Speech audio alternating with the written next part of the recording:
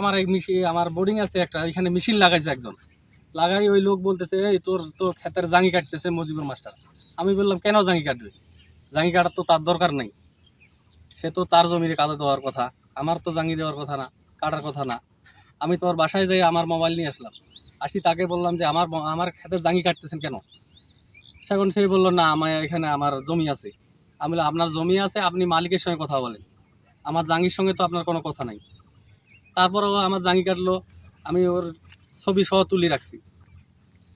আমি বললাম যে আমার জাঙ্গি এত টাকা খরচ, আপনার সঙ্গে তো আমার কোনো ঝগড়া নেই, আপনি আমার জাঙ্গি। তারপর ও আমার সঙ্গে মারামারি ঝগড়া, আমাকে ধাক্কাধাক্কি মারামারি, আমার কলার ধরি টানা হেঁচড়া করছে। আমার কাছে মোবাইলে ছবিও তোলা ছিল। এখন দেখেন আমার এই জাঙ্গিতে 1,20,000 টাকা খরচ, এই জাঙ্গিকে আমি আর দিতে পারবো? এত টাকা কোথায় পাবো? আর জমি পাবে না কি পাবে সে মালিকের সঙ্গে বুঝবে। আমি তো এর জমি নিছি, টাকা দিয়ে কন্ট্রাক্ট নিছি, বছর কন্ট্রাক্ট, আমার সঙ্গে তো তার কোনো কিছু নেই। তার জমি পাবে তার কাছে বলবে। এখন আবার আমার হুমকি দিচ্ছে, আমাকে বাজারে ধরবে, ধরে মারবে, তারপর আমার কটবেলের বাগানের গাছ কাটিয়ে দিবে।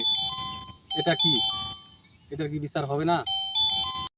এই গাছ কাটছেন এবং সেগুলো দেখা দিবেন। হ্যাঁ নেন।